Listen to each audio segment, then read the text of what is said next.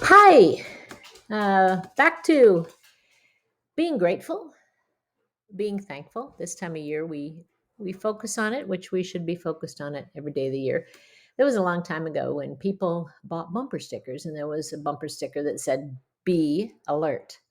The world needs more alerts. I think we need to have a frontal sticker on our head that says "Be aware." And when I look at you and that ridiculous sticker on the front of your head, I first of all I'd smile, and then I'd laugh, and then I would be aware of life around me. We can be aware of things and totally ignore them. That's possible. Those underwear in the middle of the room, he's very much aware of them. He just doesn't care. It was a feeble attempt to do a free throw into the dirty clothes basket. It just fell short. Aware, don't care. This time of year, we're beginning to become more aware in the northern part of the states that a snow shovel and a window scraper and maybe a bag of salt is no longer an option. Winter is coming.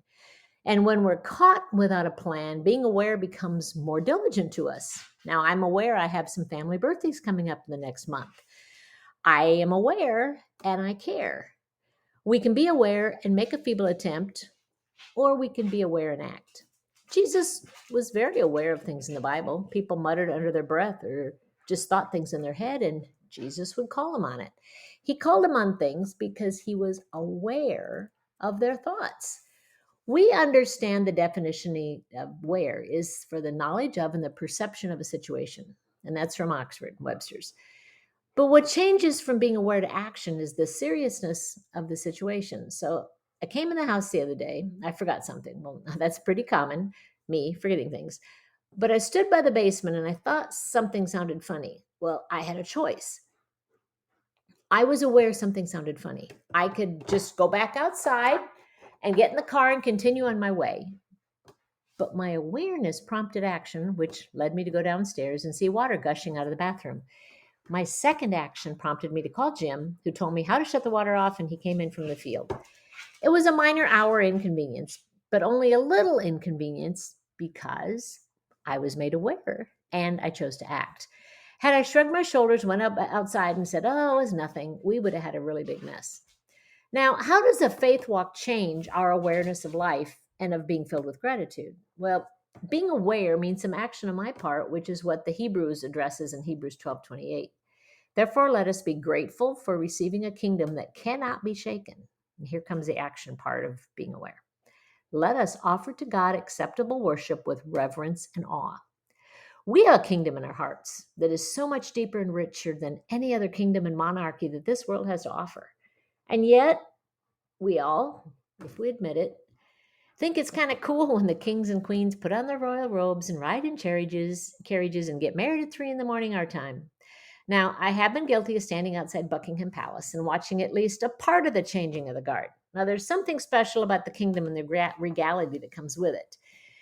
We have a kingdom waiting in heaven, but on earth, we have the kingdom in our hearts. So we are sons and daughters of the king. We get a crown of life. Do you know how we respond? We just say, "Thank you," turn on our TV, and aimlessly waste our minds. Colossians 3:15 and 16 really opens up the opportunities for us to be actively aware. And let the peace of Christ rule in your hearts, to which indeed you were called in one body, and be thankful. So we're going to be active, present, and accumulative. Paul goes on in verse 16, let the word of Christ dwell in you richly, teaching and admonishing one another in all wisdom, singing psalms and hymns and spiritual songs with thankfulness in your hearts to God. So being aware and acting out my thankfulness with gratitudes involves letting something happen. Now, to let something happen often means we choose not to let something else happen. For me to bake cookies, I must take some time to mix up the dough, and I need to eat a few spoonfuls to see if it's any good. Then I preheat the oven and put the cookies in and wait for them to finish. Now, if I don't intentionally take the time, it isn't going to get done. That means I go outside and do something else. I choose to stay in the kitchen and involve myself in letting cookies happen. We don't let the word of Christ dwell in us by accident. It's on purpose with intention that we learn. To dwell in me richly, not just casually walking by. Well, it's a combination of teaching, admonishing, acquiring wisdom, singing from the word, which is the Psalms, actively pursuing the old hymns and the spiritual songs. And spiritual songs are songs that tell of my relationship with God, not simply what God has done for me, my feedback. My response, my feelings, my emotions equate to that spiritual songs. But none of that can let if we aren't thankful in our hearts. They're just words, maybe some pretty harmony and some knowledge. No one wants to be around someone who feels they must spend time with you. It's painful, actually, for both sides. But when someone has driven many hours to spend time with you, you feel honored. You sit on the couch, you talk into the night because you can't help but want to let them dwell in your heart. You're thankful they came over to spend time with you. You roll out the red carpet, the chocolate covered peanuts, and you order in Chinese. When we are gratefully aware, our actions mean more. We go out of our way to make a point. We intentionally give up something that means something to us because we're aware it would mean something to someone else too. Clueless and aware, well, they usually don't ride in the same car to town. Although I'm sure some of you would have a point that happens more than you probably want to admit. So I challenged in one of my last podcasts about a cornucopia, or maybe you just had a basket, or maybe you just threw a bunch of stuff in the middle of the table to remind you to be aware and to be thankful. So, what 2020 and COVID has forced me to do is to be more intentional, to be more intentional with friendships, with my worship, with Bible study, with loving people, with listening, and with waiting. I need to be aware, even though I'm waiting, that I'm not wallowing or wanting or whining or what ifing. That's my new word is what if, what if. I need to be aware that there are many things I can do to demonstrate my gratitude and many things I can say to communicate my appreciation, not just for what God has done in my heart, but what others have done in my life. And aware that if I haven't figured it out in my 60 plus years of living, this year has reminded me that it's not about me. I'm aware that the people I rub shoulders with need to be covered with my gratitude of life and not the panic and fear of this culture. So today, to practice or attempt to do what I preach, I began quite the discussion in the checkout lane. Now, checkout 3 to be exact. And I don't remember her name, but we talked and laughed about stuff. I was aware she was working her job, but it was my job to make her job for 8 minutes and 35 seconds that it took me to spend $170 in groceries that I really came only in to get 3 things. It was my job to make it a little fun for her.